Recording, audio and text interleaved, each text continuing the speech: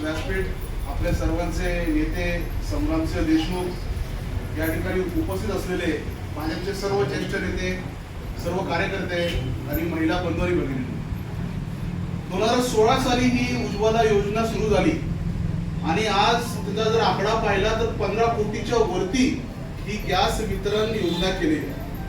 ही योजना कशासाठी आणली की सामान्य घरामध्ये गॅस पोहोचावा. बराच वेळा आपण तो परवडत नाही, घ्यायला पैसे नसतात.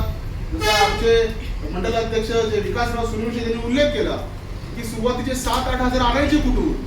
या सर्वांचा अभ्यास केल्यानंतर नरेंद्र मोदी आणि त्यांच्या सरकारला लक्षात आलं की सामान्य माणसांना जो आर्थिक दुर्बल आहे त्याला गॅस घेता येत नाही, यासाठी कुठली तरी योजना आणली पाहिजे.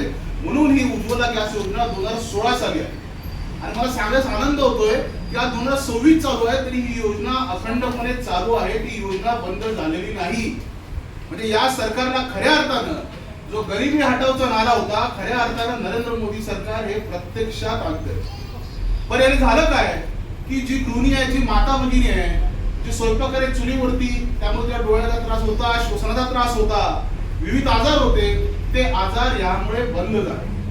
पहिलं आपलं माहिती आहे की एखादी योजना आणली तर त्या योजनेमध्ये बऱ्याच अडचणी होत्या, योजना पोहोचत नव्हत्या.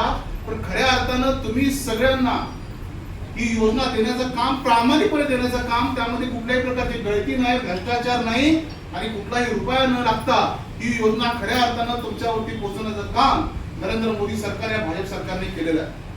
आणि खऱ्या अर्थानं जरा गरज आहे तर हे देण्याचं काम केलंय. आणि आज बघतो की युद्ध सुरू आहे, गॅस भेटत नाही, आपण सगळं ऐकतोय.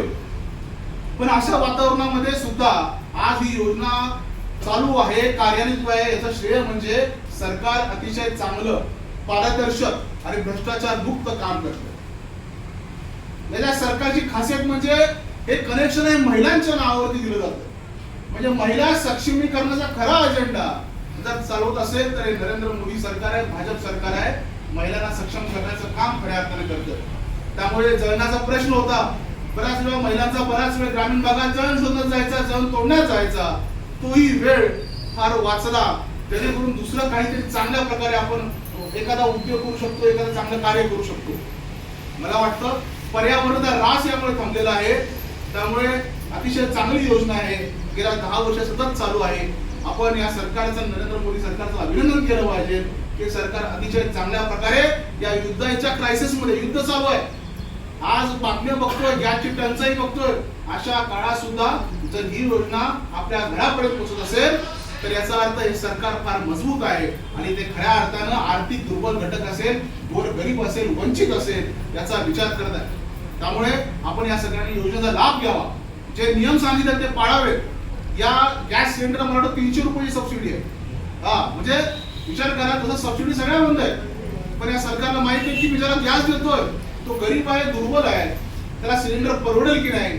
म्हणून जर तुम्ही सिलेंडर मागवलं तर त्याला 300 रुपयाची सबसिडी सुद्धा या उज्ज्वला योजना अंतर्गत घेतलेल्या गॅस कनेक्शन आहे. म्हणजे अशा प्रकारे तुम्हाला अतिशय चांगल्या योजना, चांगली सबसिडी सरकार प्रामाणिकपणे देण्याचं काम करत आहे.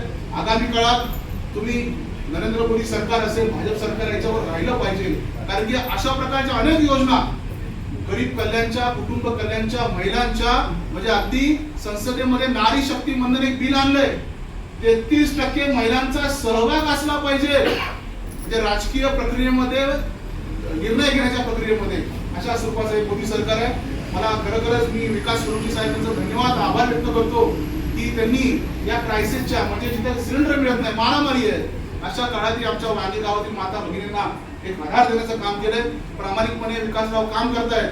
मी त्यांना शुभेच्छा देतो आणि आपल्या सर्वांनाही शुभेच्छा देतो की जसे नियम आहेत ते आपण पाळले पाहिजे. नियम पाळले तरच हा गॅस, ही जी स्कीम आहे अतिशय चांगल्या प्रमाणे प्रभावीपणे चालू शकते. धन्यवाद.